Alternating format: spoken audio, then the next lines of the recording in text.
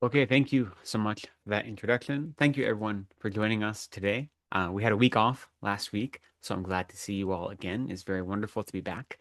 I apologize for the delayed time. There's some events happening at the monastery for a few weeks, and so that's delaying me a little bit. Um, so as we begin our session today, let's just take a moment to put aside whatever worldly activities have been occupying our mind and our day so far. Whatever we've been running around with this weekend, let's put that to the side and let ourselves be fully present and intentional in our time together, creating a space for us to meaningfully engage in the teachings of the Buddha and in our attempts to apply them and learn how to apply them to our everyday life. So, as we do that, let's set a strong motivation that the reason we're coming together this evening to study the teachings of the Buddha, as explained by Lama Tsongkhapa, is not merely for our own benefit alone, not merely that we might find happiness or contentment or peace in this life alone, but so that we might develop a perfectly realized mind of a Buddha so we can be of maximum benefit to other sentient beings, right? So, our main goal is to be of service to others and recognize that by taming our mind, by developing all of our good qualities, by realizing Buddhahood, then that is what will give us the best opportunity to be of service to others. So, in that way, we set a strong motivation. That is the reason I'm working on my mind. That is the reason I'm studying this text. That's the reason I'm coming together as part of this community to engage in these teachings. And as we set that strong motivation, let's begin with some preliminary prayers, like usual. Um, So we will offer refuge and bodhicitta 3 times in Tibetan, and then we'll continue in English. And as usual, please offer these prayers not just with your speech, but with your mind. That's the most important part, right? Is that we are trying to really practice all of these prayers. So develop a mind that is genuinely seeking out refuge, recognizing the 3 jewels as the only authentic sources of refuge. Genuinely do your best to create a mind that is wishing to achieve Buddhahood for the benefit of other sentient beings, and so on, right? A mind of devotion and a mind that is accumulating both merit and wisdom as we combine these different types of prayers, including at the end the Heart Sutra. So we're trying to collect both merit and wisdom, which are like the 2 wings of a bird that allow us to fly to Buddhahood. Okay, so please recite these prayers with me, and in so doing, make sure you recite them in your mind. That's most important, as well as with your speech. Sanghe churan soki chonam la janchu bardo dagni kyabsu chi dagi jin sogi pe sonam gi drola pencher sanghe drupar shok sanghe churan soki chonam la janchu bardo dagni kyabsu chi dagi jin sogi pe sonam gi Jola Pencher Sange Drupar Shok Sange Chedan Soki Chonam La Chanchu Pardu Dagni Kyabsu Chi Daghi Jinsogi Pe Sonam Gi Jola Pencher Sange Drupar Shok. I go for refuge in time enlightened to the Buddha, the Dharma, and the Supreme Assembly. By my practice of giving and the other perfections, may I become a Buddha to benefit all sentient beings. May all sentient beings have happiness in the causes of happiness. May all sentient beings be free from suffering in the causes of suffering. May all sentient beings be inseparable from the happiness that is free from suffering. May all sentient beings abide in equanimity, free from attachment for friends and hatred toward enemies. May all sentient beings have happiness and the causes of happiness. May all sentient beings be free from suffering and the causes of suffering. May all sentient beings be inseparable from the happiness that is free from suffering. May all sentient beings abide in equanimity, free from attachment for friends and hatred for enemies. May all sentient beings have happiness and the causes of happiness. May all sentient beings be free from suffering and the causes of suffering. May all sentient beings be inseparable from the happiness that is free from suffering. May all sentient beings abide in equanimity, free from attachment for friends and hatred for enemies. Reverently I prostrate with my body, speech, and mind. I present clouds of every type of offering, actual and imagined. I declare all my negative actions accumulated since beginningless time, and I rejoice in the merit of all holy and ordinary beings. Please remain unto the end of cyclic existence and turn the wheel of Dharma for living beings. I dedicate my own merits and those of all others to the great enlightenment. We'll offer mandala. We'll offer this twice, once in Tibetan and then once in English. So as we offer this mandala, we visualize the entire universe, the entire cosmos.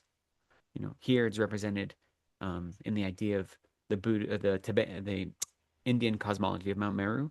But what we're visualizing is the entire universe and cosmos, all that exists, that we purify in our minds to be a perfectly pure land, free of all fault and stain.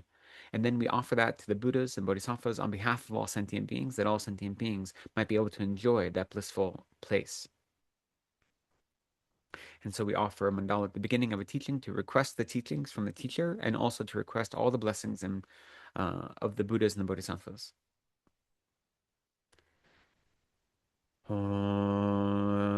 사시필기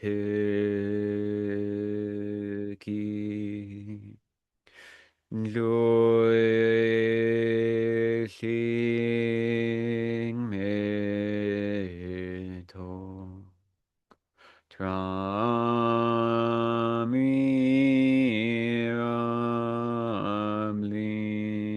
Lamrim shi ni degen pandi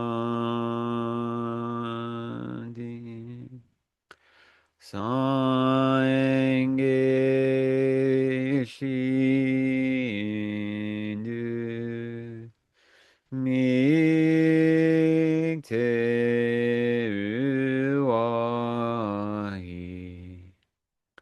Joikin Amanda Shingla Chipar Show Idam Guratna Mandala Kamniyatayami. Oh, and in English, sorry. This ground anointed with perfume, strewn with flowers, adorned with Mount Meru, the four continents, the sun, and the moon. I imagine this as a Buddha field and I offer it. May all living beings enjoy this pure land. Idam Guru Ratna Mandala Kamniyatayami. So we'll continue with praise to Shakyamuni Buddha.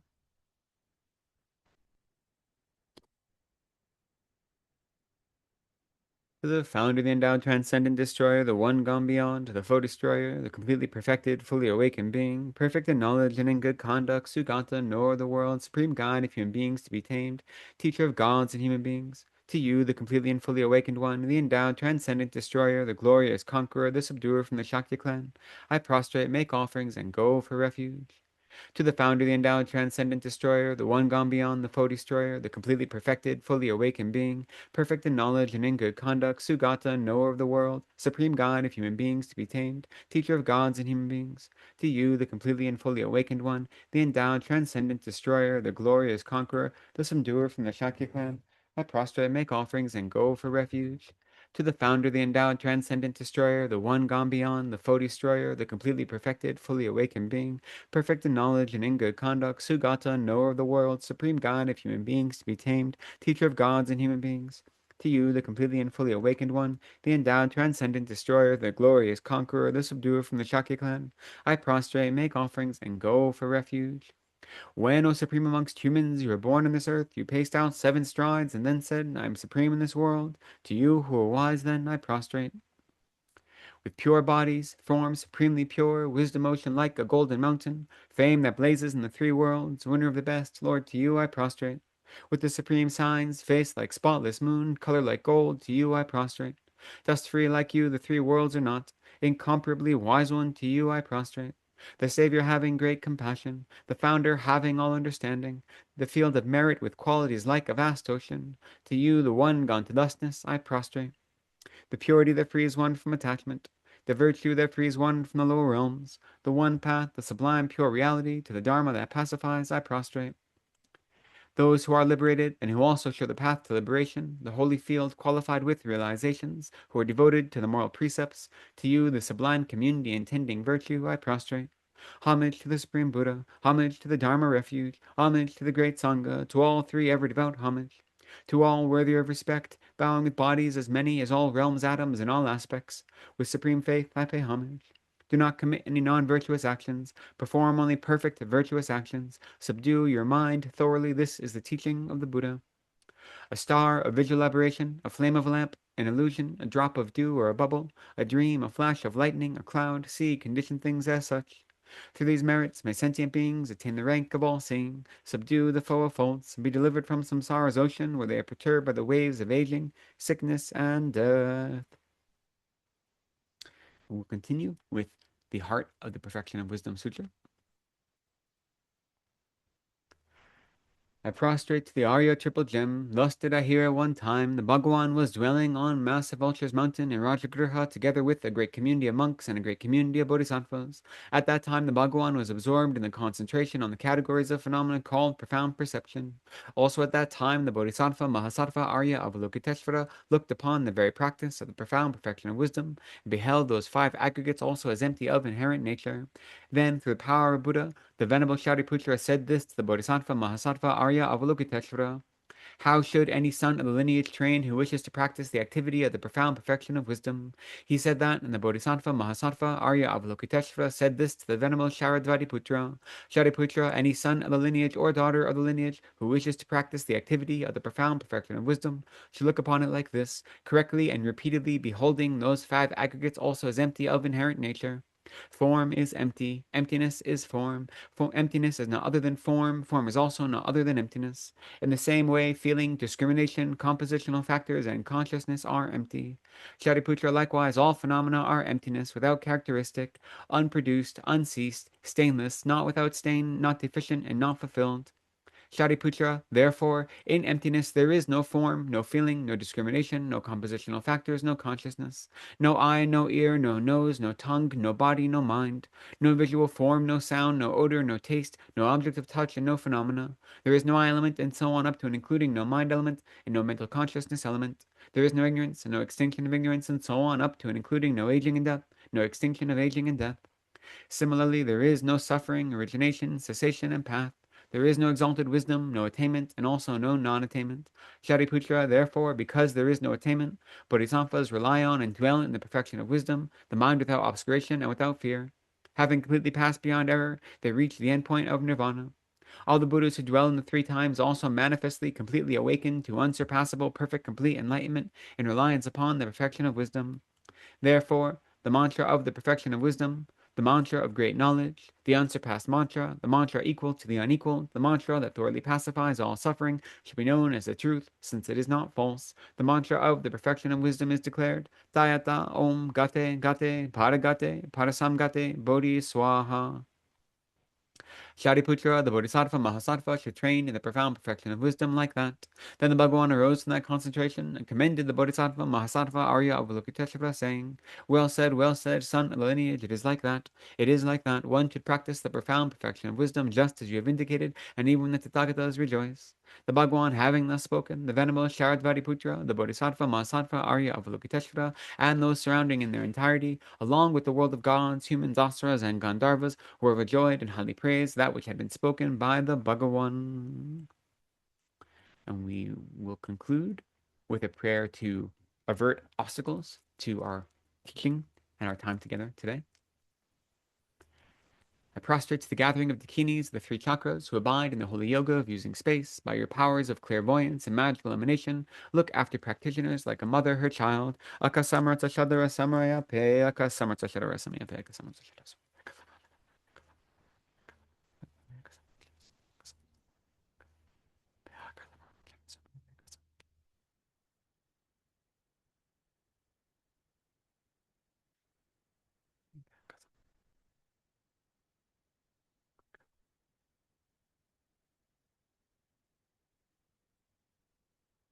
Akasamarata Shadara Samaraya Pe Tayata Om Gate Gate Paragate Parasam Gate Bodhi Swaha.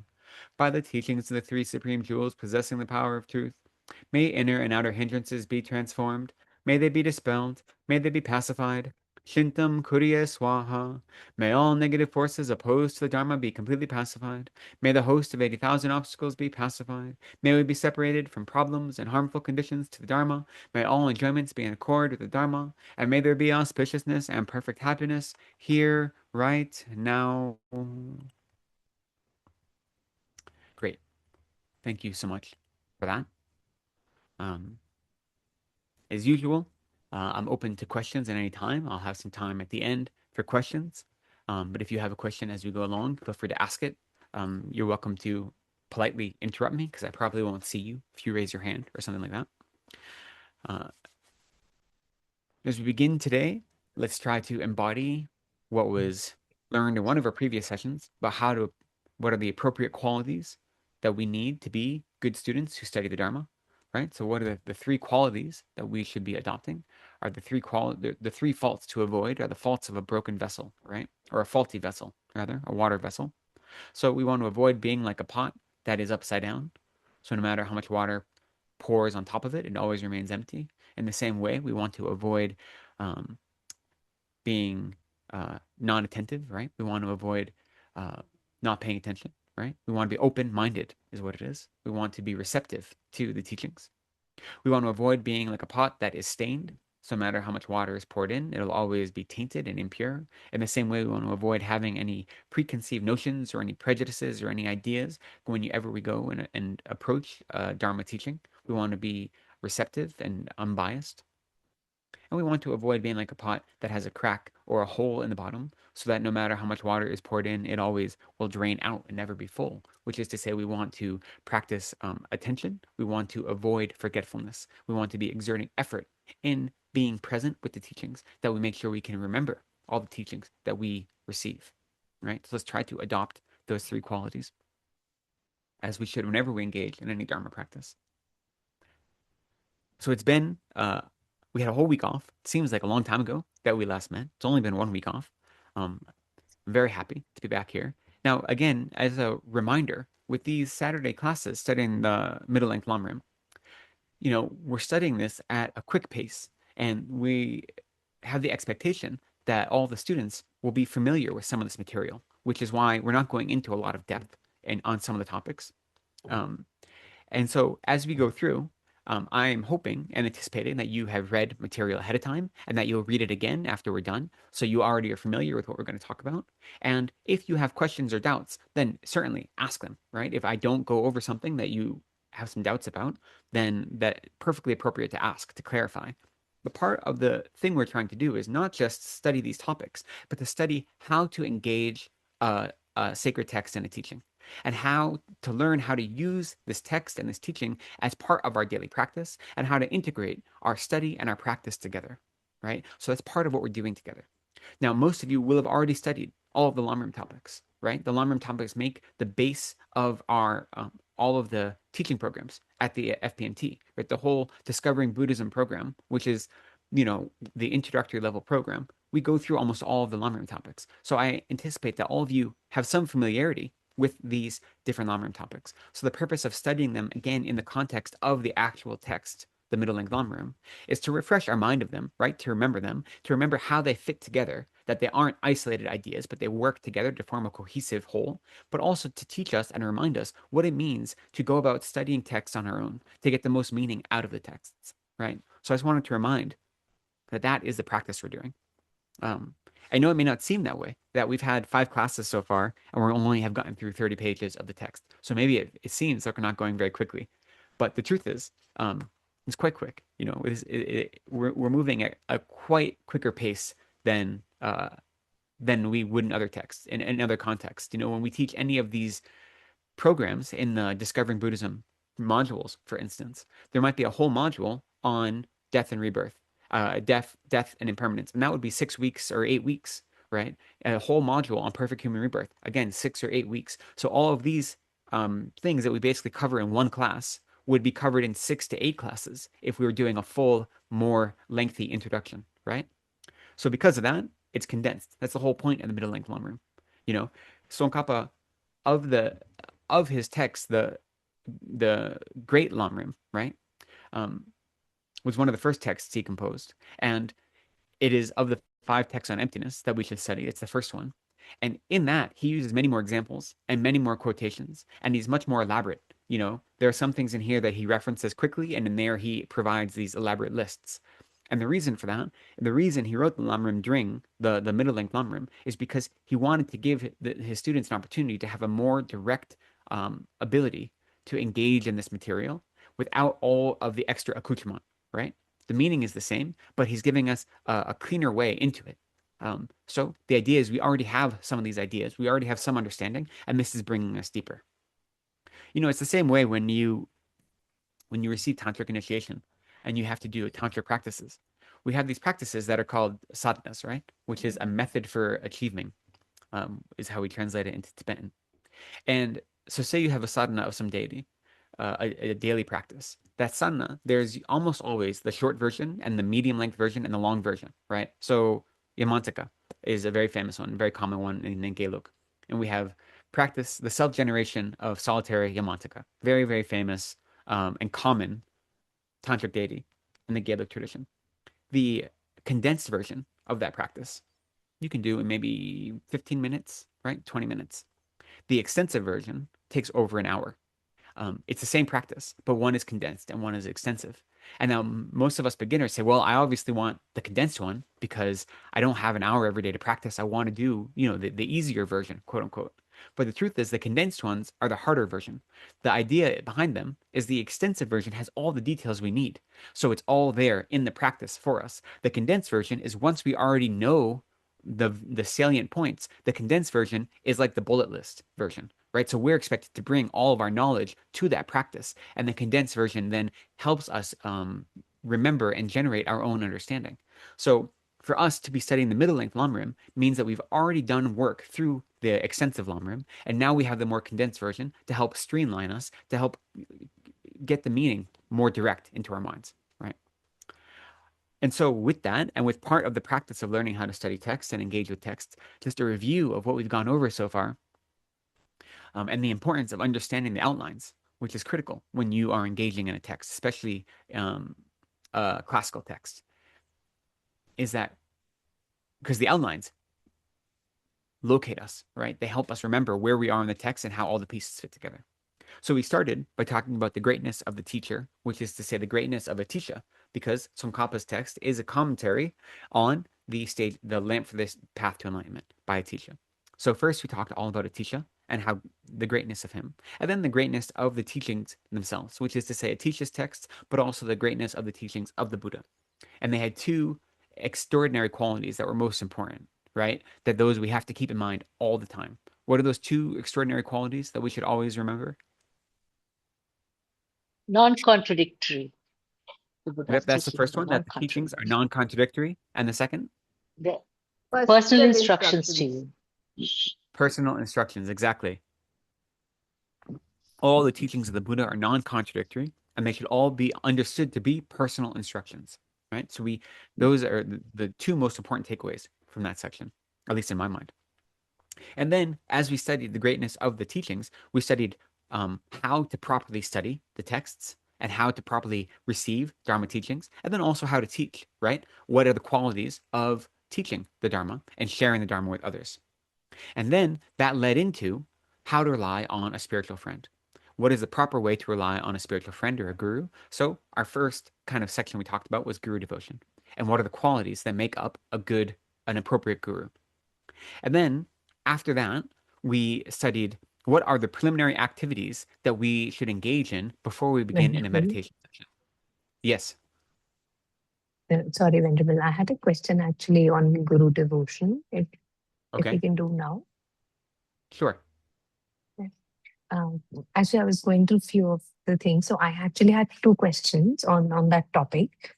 The first one is I was going through the 50 stanzas of Guru devotion, and I think in stanza from 11 to 15, it kind of, says if you despise your Guru, you will get, the results which are very bad, a very bad death and everything. And I certainly believe that we should not despise our guru, and our guru is the one who leads to Buddhahood. So that part I understand, but the problem was, the cause and effect didn't make sense. You are despising, but the effect is that you'll probably get a bad death, or you'll have a famine or something. So that is probably I was not very sure of why this cause and effect doesn't make sense here. That's one question. And another question I wanted to ask, which is a little more practical one, that how should we ask someone to be our guru? And how do we know like they want to be our guru or not? So Yeah. these are the Okay. questions. Yeah. So for the first question,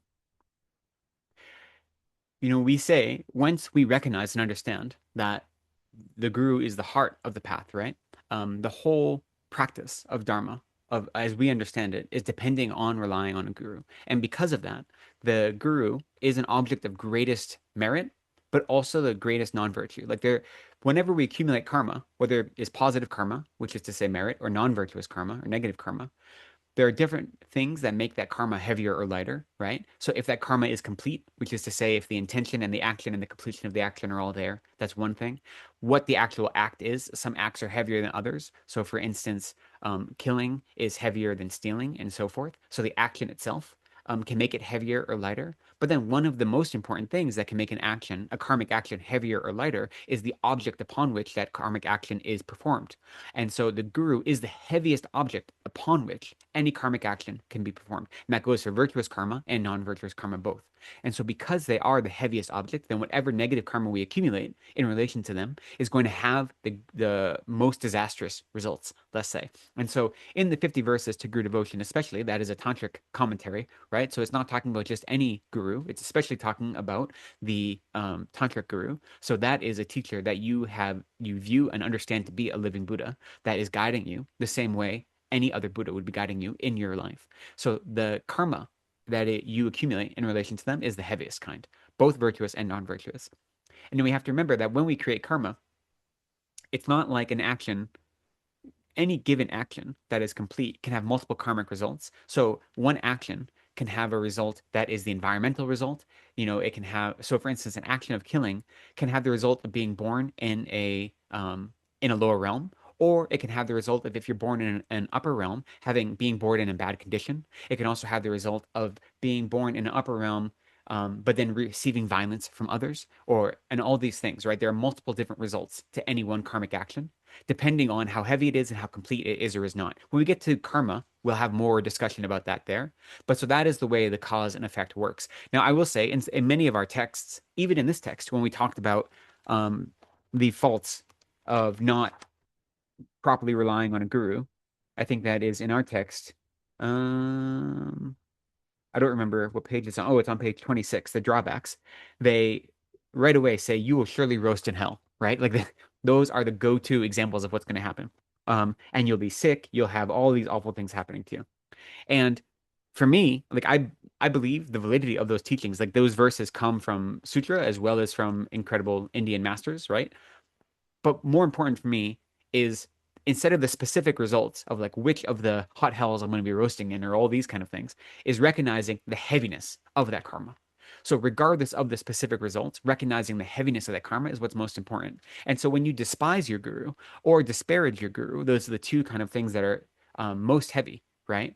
Because despising your guru is looking at the opportunity to become a Buddha and spitting in its face. That's what that means, right? Like if your guru is the heart of the path, it is looking at your opportunity that is so rare and uncommon, and then having that opportunity in your grasp and not just letting it go, but like throwing it away and destroying it, which is why it's so heavy. Disparaging your guru is then speaking poorly of your guru, saying my guru doesn't know what they're talking about, or, pointing out all their flaws and these kind of things. So it's not simply not walking on the path. It is like the epitome of the worst thing you could do, is having the most precious opportunity and not just throwing it away, but then making sure others don't follow it as well, right? So that's why it's so heavy.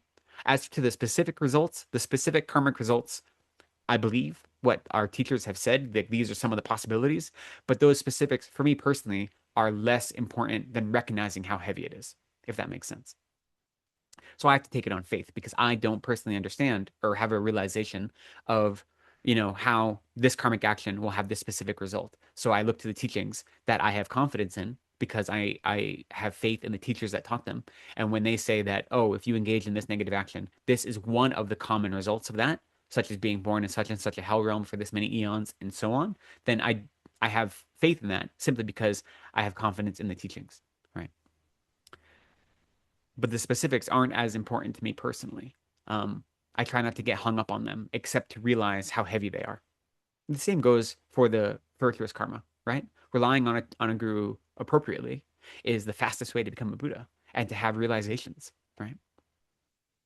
And then for your second question, practically, there are different ways. It depends on who you're looking at for a teacher, right? Different teachers have different policies, let's say. So His Holiness Dalai Lama, and when he says anyone that wants to take me as a teacher, I accept you as a student. And his only request is that you don't practice Dogyal, right? That you follow his advice to not practice Dogyal. But anyone else that is a Buddhist, that identifies as a Buddhist, that has the triple gem as the only authentic sources of refuge, that wants to have him as a teacher, then he will accept you as a student. So he has like a blanket acceptance, right? Um, and other lamas do that as well. And so, for instance, right now, Gyalten Rinpoche, who is the previous abbot of Kyoto Monastery, and he teaches all around the world, is giving all of these transmissions at Seraj right now about Hayagriva, which is the uncommon protector at Seraj, a wrathful emanation of compassion. And then he's going to be giving a lot of tantric initiations. So when a teacher gives a tantric initiation or even a tantric lung transmission, they say that anyone that comes to this, I'll accept you as a student by default. If you were invited to come to this tantric initiation or this tantric transmission, as long as you meet the requirements, which are always said ahead of time, then they automatically accept you as a student, right? So that is another way. And then outside of like high lamas like that, or outside of these tantric situations, I think the easiest way, the most appropriate way, is you just make the request directly and you say, I'm interested in accepting you as a teacher. Do you accept me as a student? And you offer a kata and you make a request that way. Now, they say traditionally, like back in India and even in ancient Tibet, you might have to ask a teacher up to 3 times and they might turn you away numerous times if they don't think it's an appropriate time for you to be a student for whatever reason. So a teacher may say at the time, like, I don't think it's appropriate right now. That's possible. I haven't had that experience. Every time I have seen anyone request to be a student with done in good faith, I've always seen it be accepted if the teacher is in an appropriate place to engage in that kind of relationship, right? So the easiest way is to simply ask them. And these days, I think you can even do it digitally if that's the way it goes. You could send an email. I think it'd be better to do it in person or face to face if you have Zoom or WhatsApp or anything like this. But as long as you speak to the teacher directly, then you just make a request from them and then they will give an answer in that way. But again, many big teachers have an open policy that says if you actively accept the 3 jewels as the only sources of refuge, authentic sources of refuge, which is to say that you have genuine mind of refuge, right? That you're a Buddhist. And most of us say that also if you pledge not to practice Dogyal, to avoid these harmful practices, then many teachers will accept anyone as a student if they make that request in their mind. So there are a couple different ways depending on the level of teacher. But the best way is to ask in person if you have the chance. Thank you, Venerable. Venerable, Yeah. what is the teachings you're mentioning? Are these the 5 precepts, the lay precepts? I didn't get What that. about You were saying refrain from some actions. You use some word. refrain from I'm not practicing sure I Dogyal. know. Refrain from practicing Shugden, Dogyal. I see. Okay. Right. Okay. That has nothing to do with Buddhism, but that has to do with Tibetan Buddhists following who are students of His Holiness Dalai Lama, and because of the issues that have arisen with that practice, that is one of the kind of prerequisites that many people Okay. say, right? But that doesn't come from any of the classical texts. That comes from contemporary teachers in our tradition, you know, Okay. making that request of their students, especially because His Holiness has said, like, if you're my student, this is one of my primary sources of advice. So if you're practicing Dogyal and you want to be my student, then then you're always going to be disobeying my advice, which is nothing but negative karma, Mm. right? So that's the reason they make that that request of their students, not for my benefit or for the teacher's benefit, but if you want to be my student and my advice is to not do this one thing and you're going to be doing that thing for the rest of your life, you're always going to be in conflict, right? So that's one of the reasons that is made. Sorry, it's Shugden, the Tibetans call it Dogyal, which is like a less respectful name or less honorific name. They say the term Dorje Shugden is like an honorific name, and so most of our teachers call it Dogyal instead. So that's what I was referencing. Okay. Thank you, Anubhav. Okay. Yeah. So back to our outline. After relying on a guru, then we were studying, and this is where we kind of left off, the preliminary practices that involve how we go about engaging in a meditation session, right? So we said there are 6 practices. There are 6 preliminaries that precede a meditation session. And here, the way it's talked about in these texts is a meditation session, especially if you're in retreat, that you're doing 4 sessions a day. But really, this is a type of practice that we can adopt into our own daily Buddhist practice of meditation, even if we're not in a retreat setting, right? So it may be a little bit different. We may have to modify it. But the idea is that whenever we go about intentionally engaging in Buddhist practice, that we should be doing some version of these 6, right? So do we remember what the 6 are? Cleaning Alex. and cleaning and laying out the representations of the Holy Buddhist speech and mind. So that's the first one. It's cleaning the room Yeah. and putting out objects of the body, speech, and mind. And then number 2? Laying out offerings. Prostrations.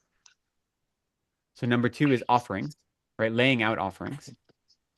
Okay. 3? Yeah. Then assuming the meditation position and settling the mind or developing mindfulness. Right, exactly. So after we have cleaned the room and we set up images that represent the body, speech, and mind of the Buddha, then we lay out the offerings before them, and we usually consecrate them as we do so, saying Om Ahum like this.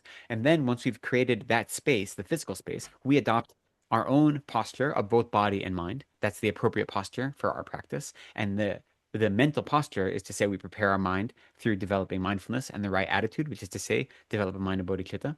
And then the 4th of the preliminaries, Visualize the merit field and recall its qualities.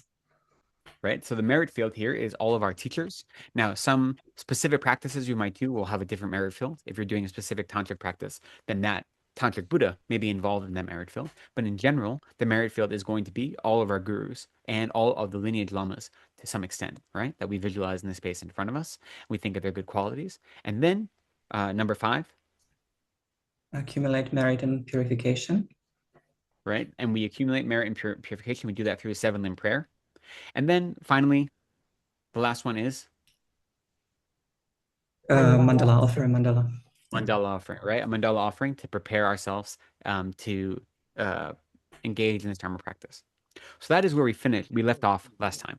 And I won't go over it again, but in the Lamrim Dring, the Middle Lake Lamrim, the 7-limb prayer that he gives us a commentary for is the first 12 verses of the King of Prayers, right? And in this text, he goes about how those verses represent a full 7-limb prayer. So if you're looking for a little more extensive 7-limb prayer than the one we did, for instance, at the beginning of class today, was just 7 lines. If you're looking for one that's a little longer, but not too extensive, then those 12 verses that Tsongkhapa comments on in this text is a useful one. And to keep in mind, we're not just accumulating and purifying. Through the 7 limbs, we're doing 3 things. We are accumulating, we are multiplying, and we're purifying, right? So we're accumulating merit, we're multiplying that merit, and then we are purifying negativities. And so of those 7 limbs, which is the one that is which is the one related to purifying? Confession. Confession, exactly. Notice I'm going out of order. All right, I'm trying to trick you up here. So the purification is confession, right? Which is generally the 2nd limb, right? Or the 3rd limb, rather. First, we have prostrations, offerings, then confession. It's the 3rd limb, but it is the one for purifying. Now, what are the limbs that are referring to accumulation of merit?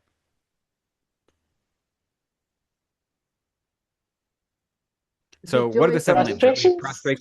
Prostrations, offerings, confession, rejoicing, requesting, beseeching, and then dedication. Those are our 7 limbs, right? So we already got rid of confession. So we have 6 limbs left. What are the limbs of accumulation? I Rejoicing think and other than dedication.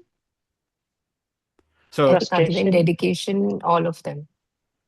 okay, sorry. So Zoom isn't really making this easy. So, because I'm hearing multiple voices cutting in now. So let's say there are five, right? There are five limbs that are associated with accumulating merit. And those start from the beginning with prostration and offering.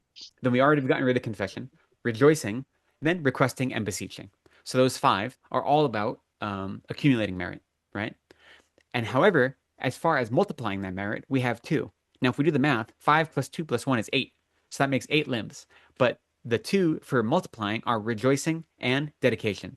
And so the reason we have 8 is because rejoicing goes twice. When we rejoice in our own activities and our own merit, that goes with multiplying, and excuse me, that goes with accumulation. And when we rejoice in the merit of other holy beings, then that goes with multiplying, right? So in the rejoicing, you generally rejoice in the merit accumulated by myself and all holy and ordinary beings, right? So myself and ordinary beings, that is accumulating, and extraordinary or Arya beings, that is multiplying. So that's how we have that division, okay? So what we're going to be discussing today is quickly what is appropriate to end a meditation session, what to do between meditation sessions. And then after all that, we get to once you have developed, because that's all contained within the category or the heading of how to properly rely on a guru, right? This is the important thing why the categories and the outline is useful. All of this is how to properly rely on a guru. After we finish today the meditation sessions, we say now that you know how to properly rely on a guru, how do you actually engage in Dharma practice? Right? And that has two steps. The first one is how to understand the essence of this perfect human rebirth, and then how to actually use that essence in order to practice. So engaging in all of the meditative topics of the Lamrim all are under the heading of how to go about relying on a guru appropriately once you know how to rely on a guru, or excuse me, how to go about practicing once you are in proper reliance on a guru. So that's how you can see relying on a guru, it is like the nesting doll that covers all of the other practices, right? And so we will be getting to, Sorry, hopefully, perfect human rebirth today. Yes. can I, Venerable Lekden, please ask a question related to the topic from the last time, to what we just spoke about? It's Alice speaking, sorry. Yeah. I have, I think, been making a mistake in not offering a mandala because of not recognizing the fundamental difference between general offerings that you try Mm. to make extensive and include the divine offerings and the mandala. So could you please comment on what is the fundamental difference between general offering and offering a mandala, please? And to some extent, all the things that you're offering in a mandala are also offered.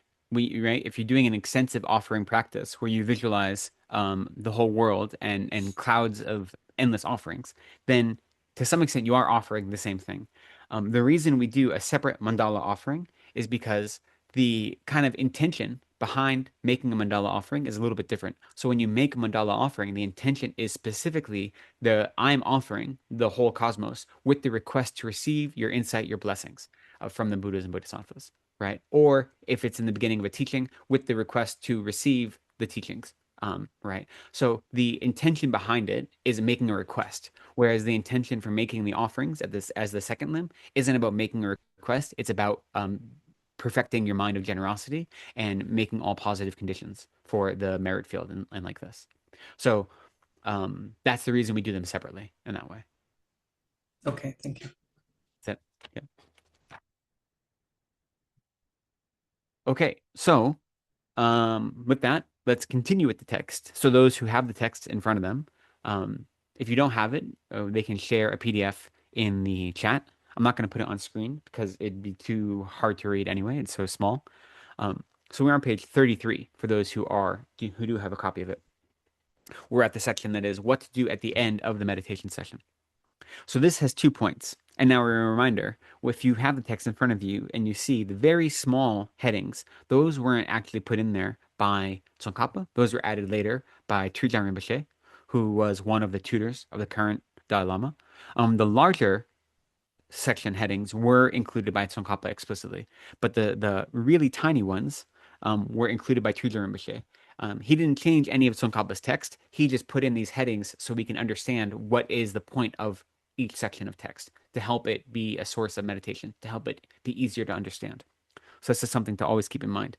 Generally, in this text, they have square brackets around the headings that were included by Tree Rinpoche. And if they don't have square brackets, it means they were directly included by Tsongkhapa.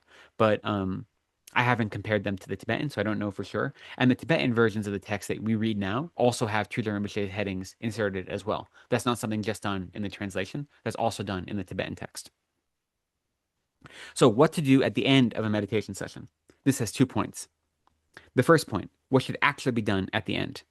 By means of the prayer of good conduct, which is to say the King of Prayers, and the aspiration in 70 verses, the accumulated virtue should be dedicated with strong determination to both temporary and ultimate aspirations, right? So this is reminding us that we've already done a dedication at the very beginning, right? That's part of our 7 limb prayer. But then when you conclude your session, you should be doing another dedication.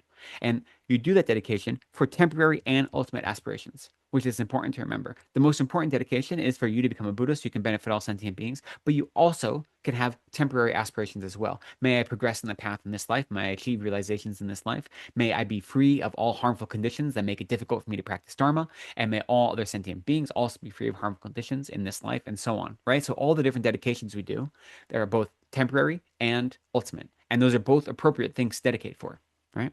So that's what he's reminding us here. And then he says, what should be the time and the duration of a meditation session? And I have to say, I think this is such great advice that it feels like contemporary advice, yet this is coming from the early 15th century, right?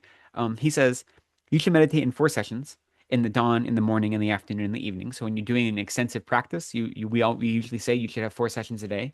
But even for us who are trying to balance Dharma practice with our everyday life, it could be good if you take at least 4 opportunities a day to engage in practice, especially if you have a job or something. Those 2 middle sessions may not be very long, right? You may do 3 really brief sessions and then 1 longer session every day where you can actually sit down and meditate for 15, 20, 30 minutes. But if you can take the time throughout the day to explicitly engage in the Dharma practice, even if it's just 1 or 2 minutes, that's really helpful because it reminds us that everything we do is Dharma practice, right? That it's not, this is my worldly activity and then this is my Dharma activity, and those are 2 separate lives that I have to keep apart.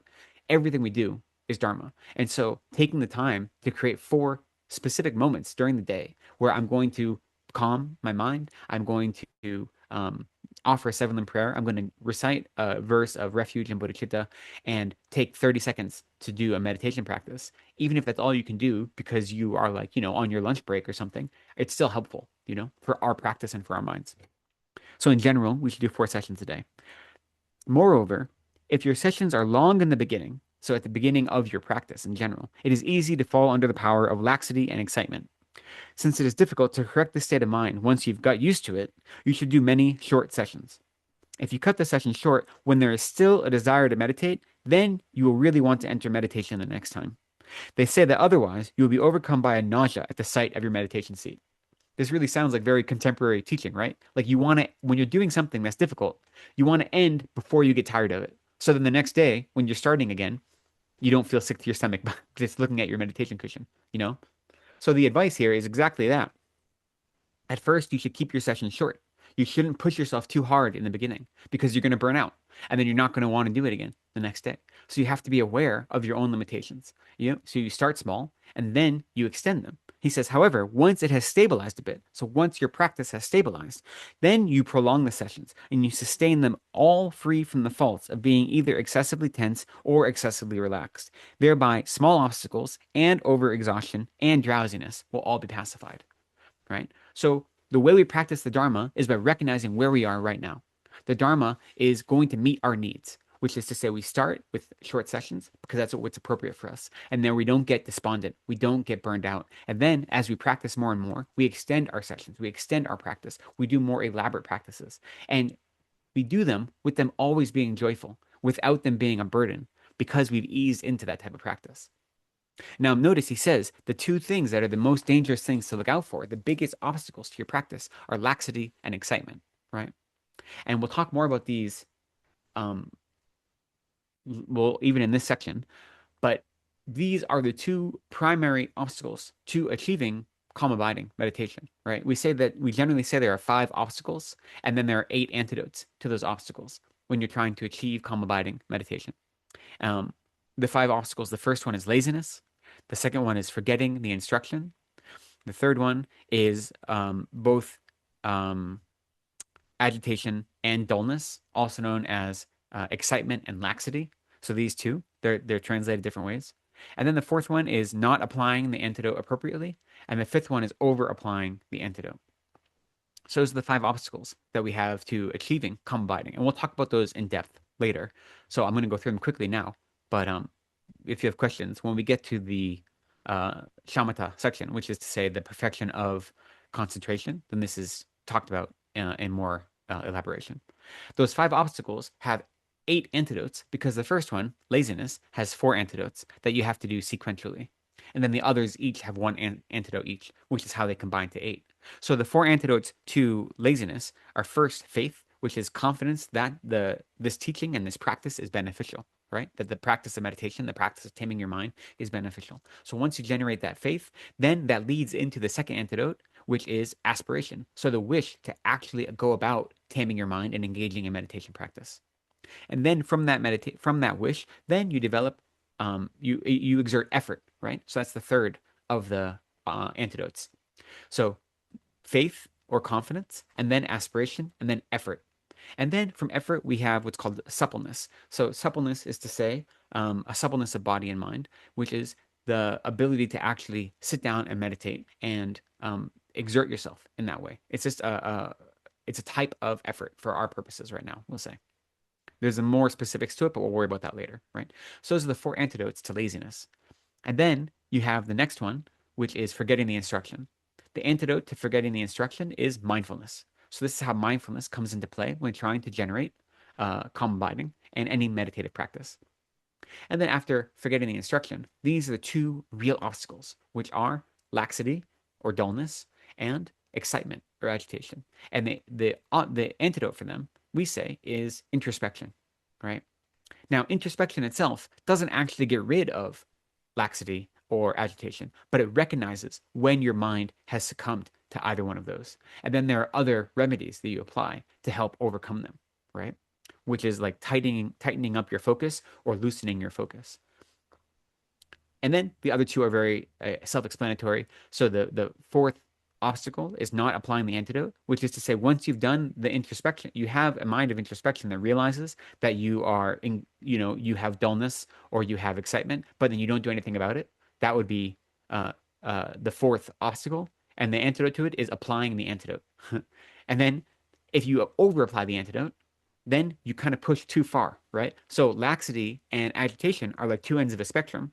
And if you push if you find yourself in a sense of dullness or laxity and you're falling asleep and you push too hard, then you can topple into agitation or excitement. So that's called over applying the antidote. And that's the 5th obstacle, the over application. And then the remedy to that is to stop applying the antidote. So those are the 5 obstacles and the 8 antidotes to them. And we will talk about them more later, but I wanted to bring them up just because here he points out that when you're engaging in this meditation practice and you're going about developing a daily practice with these 4 sessions, the biggest obstacle to your meditation session is going to be that you fall into either laxity or excitement, right? Those are the biggest obstacle to your actual meditation practice, are those 2. And so we need introspection to recognize when we've fallen into one of those 2 and then to do something about it. So that's what we should always be trying to do, is cultivate that introspection, which goes hand in hand with mindfulness, right? Because the whole point of mindfulness is remembering the object of our meditation. That's what it means to forget the instruction. It means to actually forget what it is you're meditating on, to lose your concentration, right? To not be focused on an object. So mindfulness and introspection go hand in hand. And we'll talk about that more a little bit as we go on. I just wanted to introduce it here because we talk more about laxity and excitement in the next section as well. So that is what to do at the end of your meditation session, right? So that is how I'll go about, we already talked about how to begin a session, which is those 6 preliminaries. Then the session itself, we don't talk about here because that comes later. And then how to end a session is, again, dedication. And again, making sure your sessions are timed appropriately. So then the next section is, what do you do in between sessions, right? So what do you do all the time you're not meditating? All the time you're not sitting down on a cushion? Then what do you do? Whether you're in retreat or whether you're going about your daily life. So this has 2 points. Generally speaking, there are numerous practices enhancing the object, such as prostrations, circumambulation, and recitation. However, the main point is that if you make an effort at the essence of the session, then during the intervals in which you leave the session and you let go carelessly without relying on mindfulness and introspection regarding the observed object and the aspect which are the causes of sustaining the meditation, then the outcome will be very little, right? So what it's saying here is that if you work so hard in your meditation practice to achieve some result, and then once it's done, you just go about your everyday life pretending that nothing matters, right? Like going and following all of your samsaric desires, then it doesn't matter how much meditation you do. It doesn't matter how many realizations you have, because all the time in between sessions, when you're not sitting on your cushion, that's when you have to be embodying whatever realizations you've made, whatever gains you've made in your meditation practice. That should be embodied in that section in between in the intermediate sessions, you know. Lama Zopa used to say that the break time, talking about retreat especially, but the break time between sessions is like a visa to the hell realms, because especially if you're a new practitioner, it's so easy when you have 4 sessions a day to really focus on those sessions, right? It's easy to sit down on your cushion, you have your practice in front of you, you do the work, and then you finish it and you say, oh, now I'm free. What does that mean? Now I'm free. Then you go about doing all the opposite of the things you're supposed to be doing, right? So it's very easy to fall into that trap, to think, oh, I practice during the sessions, and then when I'm not in session, I'm free. I don't have to worry about it anymore. But no, right? We practice in a different way. Um, so therefore, in between sessions, you should also be concerned with Dharma texts teaching that object, which is to say, whatever it is you're focusing on in your meditation practice, right? And recall it again and again. By various means, you should accumulate the collection of conditions favorable to the arising of positive qualities, and by various means, purify the adverse conditions, the obscurations. Your determination with respect to the ethics you have accepted, the basis of everything, should be reaffirmed a lot, right? So this is saying that, you know, especially if you're on retreat, in those times between sessions, you don't just go about doing anything. You need to recharge your body, obviously. So you might need to take a nap. You might need to go walk outside, do something like that to keep your body healthy and to keep yourself in good condition. But then it's a good time to be reading Dharma texts. It's a good time to be doing other practices that aren't necessarily related to whatever that retreat is that you're doing, that specific meditation practice, but is always engaging in explicit Dharma practice. But most important here, he says, the basis of everything is reminding yourself of the ethics, right? The ethics you have accepted. Whatever vows you have in your continuum, whether they be pratimoksha vows of a lay person or of an ordained person, bodhisattva vows, tantric vows, whatever engaging of the 10 non-virtues that you avoid explicitly, and you're practicing of the 10 virtues that you seek out intentionally, whatever ethics you hold, that is the basis of all of your success in this life, is your ethics, your morality, which is to say the vows and your practice of the 10 virtues, your avoidance of the 10 non-virtues. So that should be reaffirmed over and over again. You should always be contemplating morality. And then Tsongkhapa continues. The next section is, what are the causes of achieving calm abiding and special insight? So apart from that, which is to say, apart from everything he just mentioned, you should train in the collection of the 4 causes for the easy arising of the paths of calm abiding and special insight. So in this regard, the 4 causes are controlling the sense doors, engaging in introspective behavior, knowing the right measure of food to eat, and then exerting yourself in yoga without sleeping, and what to do when lying down to sleep. So here yoga doesn't mean like physical actions, but here the yoga of sleep just means like what mental state you need to be in when you're sleeping, and the yoga of non-sleeping is what mental state you are conjoining to your physical actions when you're engaging in those activities, right? So yoga comes from the verbal root yuj, which means to connect, to join things together. And so the yoga of sleep, and then there's also, you know, the yoga of non-sleeping, which is to say there's the yoga of walking, the yoga of lying down, and so forth. So what kind of mental state are you cultivating? So he then goes about explaining these 4 causes. So these are the causes, if we want to achieve calm abiding and special insight, then these are the causes that help promote us achieving those 2 mental states, right? Apart from our meditation practice. So these are the causes that supplement our meditation practice, right? So the first is controlling the sense doors. So the sense doors being our, you know, the consciousnesses, the 6 sense consciousnesses, or the 5 sense consciousnesses, along with the mental sense consciousness. In this regard, when the six consciousnesses arise in dependence upon their objects and the sense powers, attachment and aversion end up arising toward the six pleasant and the six unpleasant objects of mental consciousness. Controlling the sense doors guards against their arising. So what this means, this doesn't mean that you should live in an isolation tank, right? But it just means that when we develop attachment or aversion regarding the things that we perceive. So when you see something beautiful and you have attachment towards it, or you see something ugly, you have aversion to it, the first step in that process is the sense consciousness that perceives it, right? The I sense consciousness in that case. So what he's saying here is you should just be aware that of how your sense consciousnesses are working. You shouldn't ever let them they operate on your own, right? They don't involve volitional action, your sense consciousnesses. But you should always be aware of them because that superimposition of attachment or anger, that is secondary action, right? Again, we don't do it intentionally, but it happens due to our perception. So he's just saying, be on guard. Watch what your senses are perceiving, right? And see how when you engage or when you perceive different types of objects, of the five senses, then how they might cultivate attachment or anger or aversion, right? And so you have to be aware of that. So when you see something beautiful, you can take a moment to say, really cultivate the mind that says, my perception of beauty on this external object is superimposed by my mind. And therefore, instead of generating desire or attachment towards that object, I recognize and celebrate the beauty it has, but also recognize that there is no external beauty for me to grasp onto, right? And then you can do the reverse of that if it's something that is cultivating or inspiring aversion in your mind. But you're just being on guard of recognizing how your sense doors are working. The next, introspective behavior. In engaging in the bodhisattva conduct by Shantideva, it says, to examine again and again the situation of mind and body, that is a sign, exactly that, of protective introspection.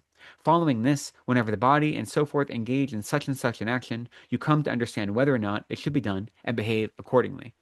So this is just reminding us that introspection is that mental factor that we should try to cultivate to be omnipresent, not just when we're meditating, but all the time. And what introspection does is it watches what our mind is doing, right? Introspection is focused inward to say, what is my motivation? Am I following a virtuous motivation or a non-virtuous motivation? Am I aware of how I'm responding to the world around me? Or are my afflicted emotions responding without me being aware of it, right? So introspection itself is neutral. It is an observer that tries to point out to us what we're doing. And then through that introspection, we can see, are we behaving in a way that is concordant with the Dharma, or are we behaving in a way that is discordant with Dharma, right? So introspection is the mental faculty that we try to cultivate, which is in of itself neutral, but then we use that introspection and the information it gives us to then modify our action accordingly or behave accordingly, he says. And then the next two, knowing the right measure of food. You know, what I like about this one and about sleeping as well, both of these, are Tsongkhapa pointing out to us that our bodies are directly related to our minds, right? That, of course, our goal is to develop our minds. And we recognize that our bodies are the polluted, contaminated aggregate, right, of the form body, excuse me, the form aggregate, right? We recognize that. Our mind is far more important than our body. However, as long as we are sentient beings, our bodies and our minds are linked. And so if we don't take care of our bodies in a meaningful way, it makes it much more difficult for us to develop our minds. Once we've developed high levels of realization, then our bodies are much less important. But for those of us that are still practicing and are still, looking towards joining the path, we have to recognize that, like a rider is dependent on a horse, our minds have an intimate relationship with our body. So knowing how to eat food and the right measure of food to eat and how that affects your ability to meditate, and then recognizing how sleep and sleeping in an appropriate way affects your ability to meditate, which then affects your ability to engage, to have any sort of realization, I think is a wonderful insight that we get, from Tsongkhapa. So he says, knowing the right measure of food means to give up eating too much or too little, and to eat only the amount that does not do damage to one's virtuous activities. Furthermore, having meditated upon the drawbacks of craving for food, you should also remember what is said in the scriptures about eating, thinking that it should be without mental afflictions, that it should be a benefit to the giver, and that, which is to say the person that gives you the food, especially if you're doing retreat, then your food is hypothetically would be offered to you. And that while you now bring in together while you now bring together the microorganisms of your body by means of material things. In the future, you will bring them together by means of the Dharma, and that you will bring about the welfare of all sentient beings. So this is reminding us that there are potentially microorganisms that may or may not be sentient in our bodies, and as we eat food, we're also providing sustenance for them. So right now, that's only corporeal sustenance, but all of the microorganisms that may be sentient in our bodies, that we are providing food, we will in the future also provide them Dharma instruction, right? That is the mindset you should take whenever you eat food. You say, this food may be feeding the microorganisms. The term in Tibetan is lugi sinpo, which is like, sinpo is often like a bug or something, right? Like this small, like I've seen it to mean a worm even. I don't think this means body worms though. That would be a little bit, a little bit extreme. But microorganisms, I suppose, is a good translation. These like living things that are part of our body. We're providing them sustenance when we provide our own body sustenance. So even eating food is like an offering to other sentient beings. And then we also have the mind that says, even though I'm offering them food right now, in the future, I'll also offer them Dharma. And then in a friendly letter by Nagarjuna, it also says, reasoning that foodstuffs are like medicine. Depend on them without attachment or hatred. They are not meant for you to be sated or proud or fat, but just to keep your body going. So Nagarjuna's prayer, especially before consuming food, is to recognize that we eat food not for the purpose of cultivating attachment, right? Not for the purpose of making our body beautiful, but for the purpose of like to be taking medicine to keep our body healthy and to keep our body serviceable so that it's able to do the things our mind needs it to do. And then lastly, exerting yourself in yoga without sleeping, and then what to do when lying down to sleep. So this also has 2 points. The first is what to do when lying down to sleep. This itself has 5 points. The first one is the time to lie down. So again, in the friendly letter, it says, Lord of reasoning after all the day sessions, as well as the first and last ones of the night, when sleeping, in order not to lose the fruit, which is to say the result of your practice, also sleep with mindfulness in between sessions. This explains the essence of the sessions, both the entire day and the first and last part of the night, as well as what should be done in between. Therefore, having walked about and sat down, you should completely purify your mind of the 5 obscurations, and thus make whatever you do meaningful. So, when you lay down to sleep, right? As you lay down, the first thing you should do is then take that moment to purify your mind of the 5 obscurations. So here, I've seen commentaries explaining this 2 ways. The first one references, if you think of the 6 root afflictions, right? The 6 root afflictions are attachment, ignorance, and hatred or aversion, and then pride, afflicted doubt, and wrong view. Those are the 6 root afflictions. So if you get rid of wrong view, those other 5 are the 5 obscurations that are referenced here. I've also heard it referenced that you get rid of desire and malice, doubt, and then lethargy and excitement. I think whatever list of 5 obscurations, different teachers have given different commentaries on this. The important thing is what you're doing is trying to rid your mind of all afflictions, whatever they may be, all of the afflicted minds, trying to lay down. So whatever's happened during the day, if it's been a successful day and you've had great meditation sessions, if it has been frustrating and you feel like you're not getting anywhere, if you had good interactions with people during the day or bad interactions with people, whatever it may be, you're trying to let all of those afflicted minds be pacified so that your mind is purified.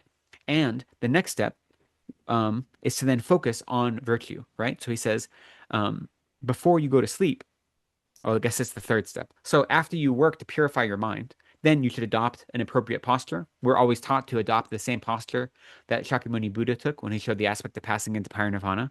So that is to say, when you fall asleep, the behavior of sleep occurs between sessions, and therefore it should not be wasted meaninglessly.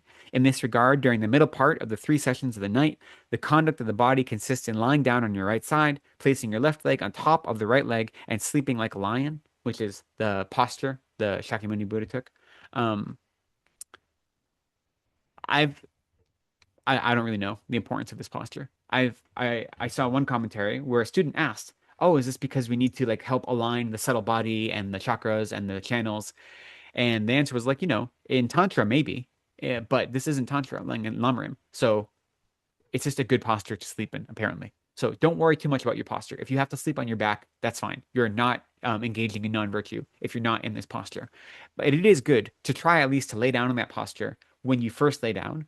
If for no other reason, it's because it's making your act of going to sleep more intentional, right? It's making all of your actions specific and not accidental. So even if you can't fall asleep laying on your side, with your right hand holding up your head like this in that very specific posture, at least lay that way for a moment and use that time to say, I'm purifying my mind. I'm getting rid of all of the afflictions that have been plaguing me throughout the day. I'm allowing my mind to rest in mindfulness, focused on virtue, right? So you can take that moment to help prepare yourself for sleep. And then if you have to lay into a different posture, I think that's fine, right? Next is mindfulness. So until you fall asleep, you should rely on mindfulness to pursue the predominant virtuous action that you have cultivated during the day. Thereby, you will be able to sustain your spiritual practice, such as meditative stabilization, even while asleep, similar to when you are not asleep. So if we have to remember that mindfulness means remembering. The word for mindfulness, drempa in Tibetan or smrti in Sanskrit, means remembering something, right? When we're mindful, it means we are keeping our mind is always remembering the object we want it to be focused on, and it's not straying around and just being distracted. So here it's saying whatever the predominant virtuous action that you have cultivated during the day. So whatever you're meditating on, if you're meditating on love or compassion, or if you're meditating on a tantric practice where you're visualizing yourself as a Buddha, whatever the practices you've been doing, try to allow that practice that you've become familiar with throughout your meditation practice be what is the focus of your mindfulness as you lay down before you go to sleep, right? So any virtuous mind, it would be beneficial. If you're specifically in some sort of meditation retreat, then whatever the main thing you're meditating on, you should use that. So if you're doing a Lamrim retreat where every day you meditate on a different topic of the Lamrim, whatever that topic is you meditated on that day, bring that into your sleep practice as well, right? So you want to first purify, then adopt a posture, and then engage in mindfulness and try to maintain that mindfulness until you fall asleep. And then to help you maintain that mindfulness, it says, number 4, introspection. If any mental affliction arises while you're cultivating mindfulness, you should become aware of it and eagerly abandon it rather than accepting it. So that's just, again, introspection. That is looking at your mind and saying, is my mindfulness present and focused on its object? And are there any afflictive minds that are arising without me wanting them to? And if they do arise, how can I pacify them? And then lastly, the discrimination of waking up. So the discrimination of getting up consists of projecting the thought, I will now get up at this and that time, right? So again, it's just being intentional with all of our actions. What a lot of this is showing is that one of the most important parts of our spiritual practice is our intentionality, right? Everything we do should be intentional. We should always be setting a proper motivation and recognizing that the power of our mind and the mental actions that we participate in are the most powerful kinds of actions we can do. So setting a mental action or setting an intention is the most important thing we can do. So even here, when we get up, to say, I'm going to get up at whatever time, and then when it's time to get up, you say, okay, I'm getting up and I'm beginning the rest of my spiritual practice today. So having a very strong mental intention is the 5 points of what to do when lying down to sleep. And then lastly, the last section is how to apply this to the intervals between all meditations. And it says, this being the case, apart from the uncommon ways of sustaining meditation during your actual meditation session, these indications as to what should be done in preparation during the actual meditation and at the end and in between sessions should be applied to all the observed objects and the aspects sustained from here up until special insight. So what this is saying is all the topics of the Lamrim that you're going to meditate on, whatever it may be, beginning here in the very beginning, which is Guru devotion, and then going all the way to special insight, which is the last topic, right, in the Lamrim. Every one of those topics, when you go about meditating on them, you follow the same procedure of engaging in the 6 preliminaries and then meditating on it in whatever uncommon way you are supposed to meditate on that particular topic, and then engaging in dedication, and then in between sessions of meditation, engaging in the appropriate behavior that is conducive to maintaining that mind throughout your sessions, right? So this last paragraph is just saying that this doesn't apply only to Guru devotion. This applies to every meditative topic that you're going to study.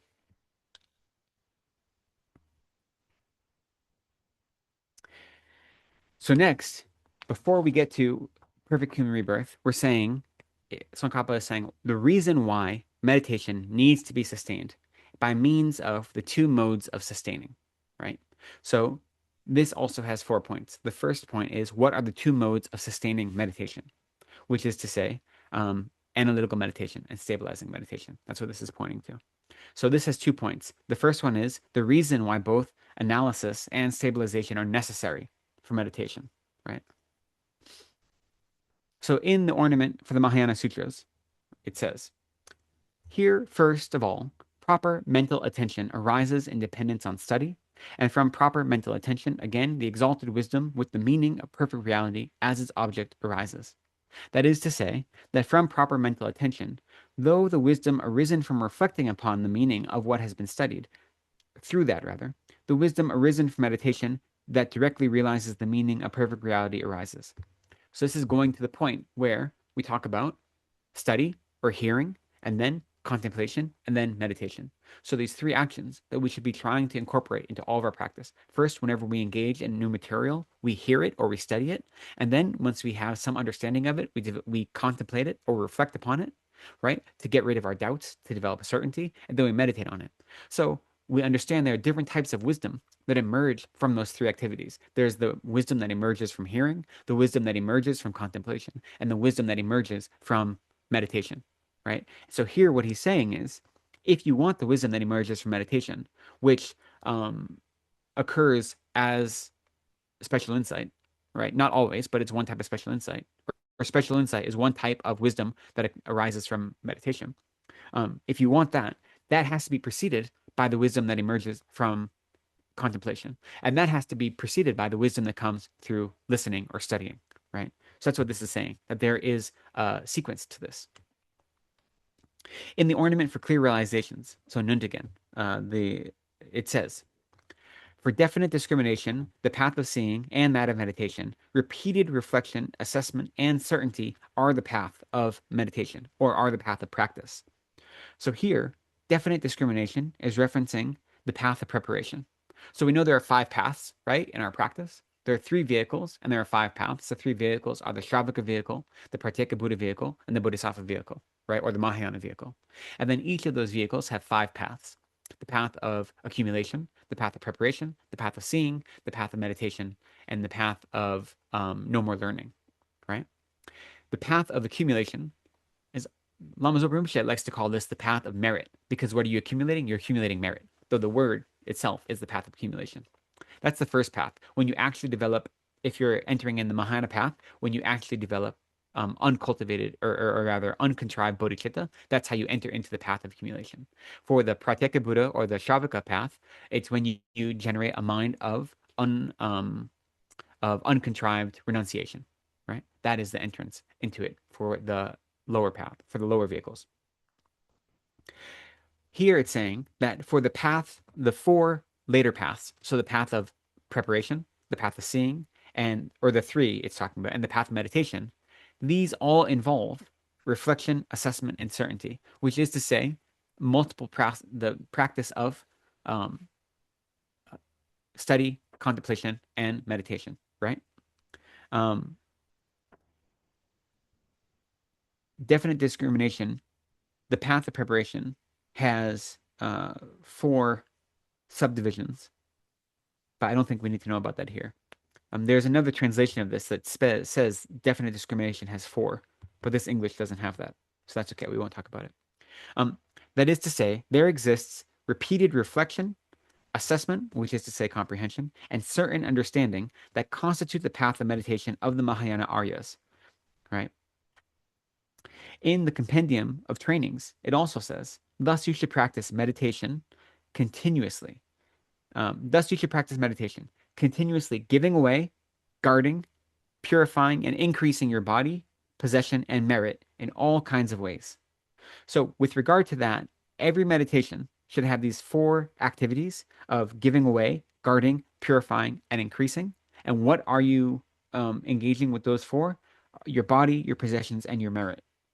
So Tsongkhapa says, with regard to the meditations that, according to this statement, should be done on all 4 activities, giving away, guarding, purifying, and increasing, and with respect to each of the 3, body, possessions, and roots of virtue, there are both analytical meditations sustained through analysis by means of the wisdom of the individual investigation, and stabilizing meditations in which the mind is placed single-pointedly without analysis.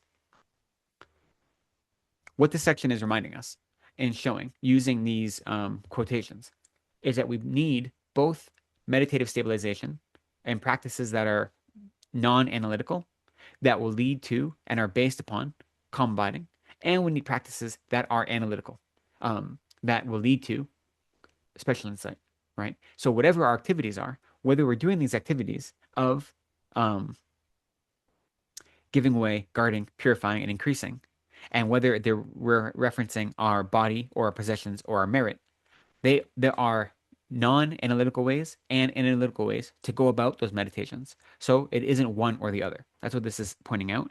And that when you go about trying to cultivate the wisdom that comes from hearing, the wisdom that comes from meditation, that itself is dependent upon the wisdom of contemplation and the wisdom of hearing, which are both analytical meditations and stabilizing meditations are included in all three of those, right? Let me keep going, and if there are questions, we can clarify it as we go. I think, thinking about how to meditate on giving away your these things, so giving away your body, possessions, and merit. Giving away your possessions, that's pretty easy, right? Generating mind of generosity. Giving away your merit means the mind of dedication. Giving away your body doesn't necessarily mean like literally giving away your body, but you meditate on offering service and giving your activity, right? Giving the activity of your body in that way. So that's what it means to meditate on giving those three. In terms of guarding those three, meditating on guarding your body, we often can say that is taking care of your body, right? Getting the appropriate amount of sleep and exercise that your body is appropriate for engaging in practice. So it means to guard your body. Guarding your possessions means making sure that your possessions are accumulated without any faults, right? That you aren't engaging in negative behavior to accumulate possessions, and that you are not using your possessions for negative actions.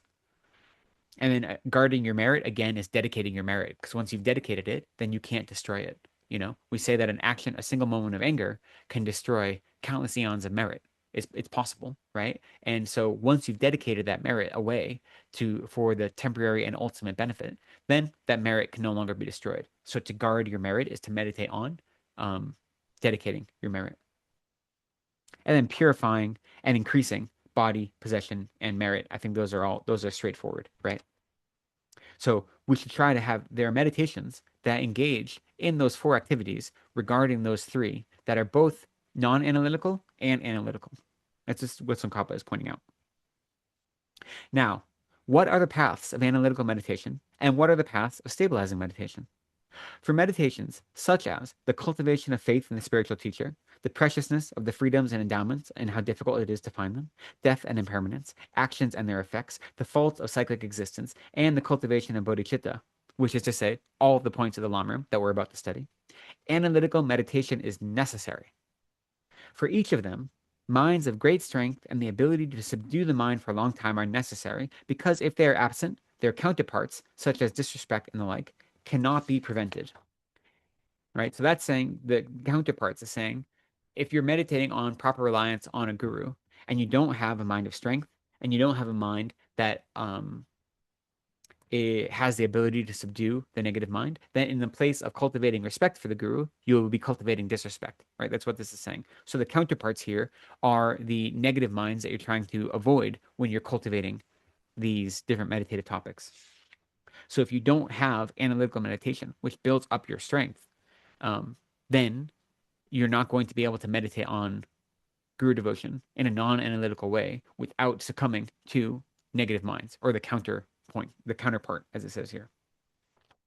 He continues, because the generation of these minds depends on nothing but the meditation repeatedly analyzing them through individual investigation, right? That's the reason we need to do analytical meditation. If you want to engage in non-analytical meditation on proper reliance on the guru, but you don't understand what proper reliance is, and you haven't done the analytical meditation to understand all the different aspects of it, then your non-analytical meditation that says resting in the space of that isn't going to have the proper boundaries, right? It's not going to be knowing the object that it's supposed to be focusing on.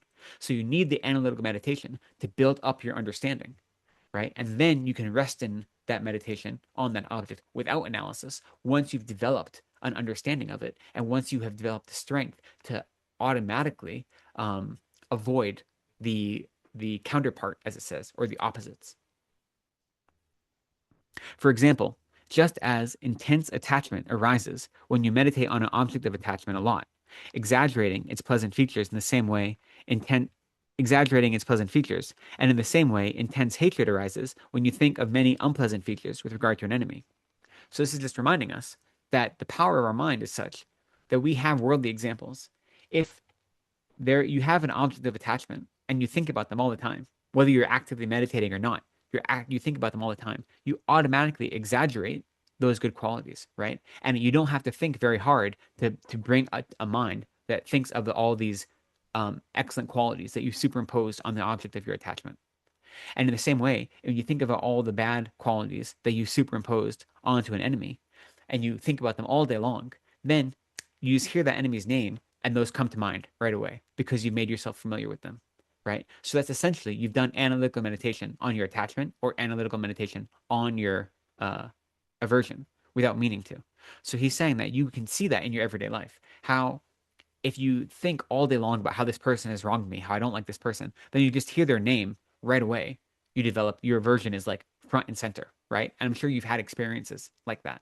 He's saying, look at those experiences that we've already cultivated some sort of analytical practice with regard to our afflictions. So now we need to use that as the example to say, I can do the same thing intentionally with regard to virtue. So whether I'm meditating on the perfect human rebirth, or I'm meditating on Guru devotion or death and impermanence, whatever it may be, if I do the analytical work to make myself so familiar with these meditation topics that as soon as I think of them actively, all of the good qualities and all of the import of that meditation will come to my mind, and none of the doubts or none of the mitumpa, the discordant thoughts or ideas, will have any space to grow, right? Because my analytical meditation, I've done the work. I have built up my understanding and my recognition in such a way that then I can engage in non-analytical meditation easily.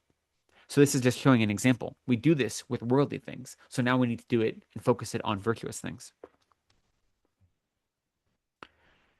With regard to cultivating these paths, no matter whether or not the aspect of the object appears clearly, the mind's mode of apprehension must be intense and long-lasting, which is why you should do analytical meditation, right? So in the context of practicing calm abiding, which enables you to place the mind on whatever single object you wish, since someone whose mind cannot stay on a single object will not be fit for quiescence. If he analyzes again and again, it is necessary to practice stabilizing meditation for that. This is saying that if you want to have calm abiding, you actually have to practice analytical meditation first, because analytical meditation is what is giving you the strength to understand the object of your meditation completely. And then once you understand it, then you're able to then focus on it single-pointedly and slowly develop a mind of calm abiding, right? That is focused on whatever object it is you want to meditate on. But if you don't have an understanding of that object, then it becomes very difficult to develop calm abiding with regard to that, right? And this comes up later when we have an explicit section of calm abiding. You can develop calm abiding with regard to any object. Calm abiding and special insight are not uncommon Buddhist states of mind. Non-Buddhists can also cultivate calm abiding and special insight. And it doesn't even have to be on an internal object. You know, Pabon Rinpoche says that you can focus on a stick and eventually develop calm abiding with relation to that stick. Like, it's possible.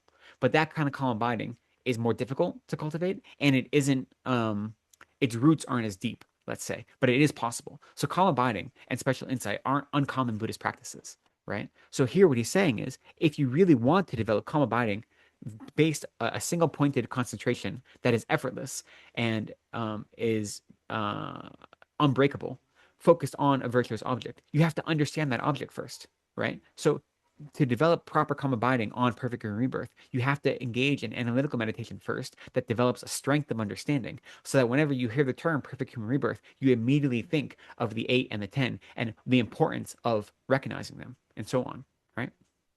So he continues, although some who do not know this approach claim that if you are a scholar, you should only do analytical meditation, while the sadhus, the term here actually in the Tibetan is kusali, which really means beggars. But we can say sadhus, I suppose that's okay. While the sadhus should only do stabilizing meditation, this is not so, because it is necessary to do both of these one by one, given that the learned also need to achieve calm abiding, and the sadhus also need to achieve strong faith in the spiritual teacher and the like. Therefore, the understanding that repeated analysis with the wisdom of individual investigation belongs to the context of hearing and reflecting rather than the context of practice is inadmissible. So, what this is saying is that if you think that analytical meditation is only a result or only is included in the practices of hearing and contemplation, but the practice of meditation is non-analytical meditation. If you create that dividing line, then you're wrong. He's saying that analytical meditation is involved in both in the practices of hearing and contemplation and meditation, all three. So when we say meditation and the wisdom that arises from meditation, we're not only speaking about non-analytical meditation. We're also speaking about analytical meditation.